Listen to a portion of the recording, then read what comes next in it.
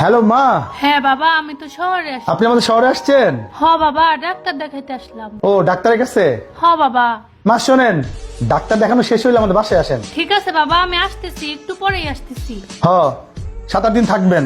আচ্ছা দেখি। Please please অনুরোধ করলাম মা। বাবা আমি নিচে চলে আসি। ও আপনি নিচে?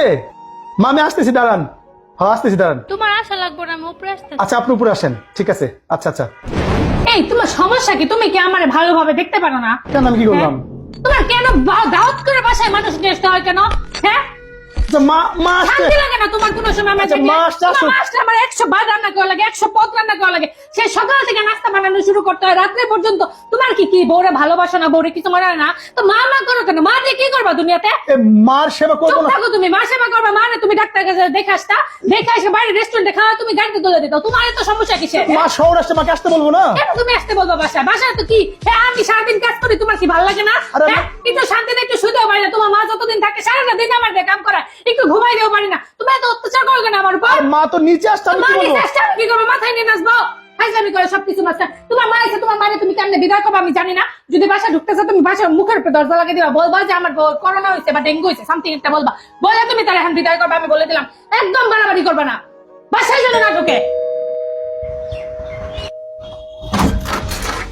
আপনি কিছু আসছেন, আপনার আমি ডেঙ্গু করোনা বিছনায় পড়ে রয়েছে, আপনি যান, আইসেন না।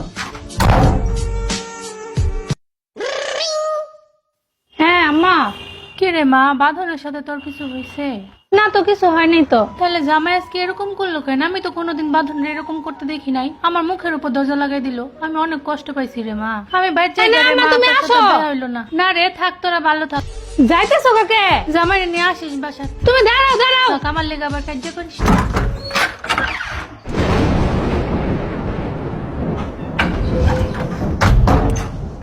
এই তোমার কত বড় সাহস, তুমি আমার মুখের উপর দরজা লাগিয়ে দিছো? তুমি আমার সাথে চলে যাও। কেন?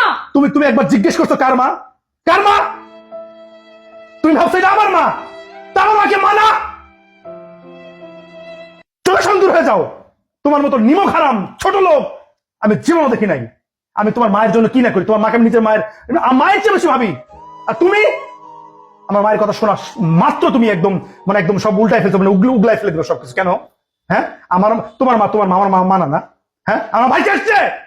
সারাটা জীবন তোমার পরিবারকে আমি নিজের পরিবার ভাবছি, কিন্তু তুমি কোনোদিন আমার পরিবারকে আপন ভাবো নাই, কারণ তোমার কাছে আমরা জঞ্জাল। বুঝতে পারছো? এটা মনে রাখবা, তোমার ঘরে সন্তান আছে, একদিন তুমিও ঠিক এরকম বাড়ির নিচ থেকে বিদায় হয়ে যাবা। মনে রেখো একটা কথা, আমি বলে রাখলাম। তুমি এমন করো কেন? আমি কিছু করি না, তুমি একবার বলছো ওরা আমার আম্মা। কেন তোমাকে আমার আম্মা বলতে হবে? মা মানে কি? মা মানে মা, সে তোমার হোক আর আমার হোক, মা মানে মা। আচ্ছা হয়েছে, আমার ভুল হয়েছে, আমি আর করবো না, আমি বুঝতে পারিনি। তোমার ভুলের কত হবে? ভুলের সংখ্যা কত? একটা মানুষ ভুল কত করে, কত তার ভুলের সংখ্যা? হ্যাঁ, তুমি এখন বকতেছো কেন আমার সাথে? বকতেছি কেন? এখন লাগতেছে নিজের মা দেখে লাগতেছে। হ্যাঁ, তুমি একবার বলেন এটা আমার মা। জীবনও শিক্ষা হবে না তোমার, জীবনও শিক্ষা হবে না। আচ্ছা ভালো- হয়েছে তো। ভালো তুমি জীবনও হবে না। যাও আমার চোখে দূর হয়ে যাও, দূর হয়ে যাও।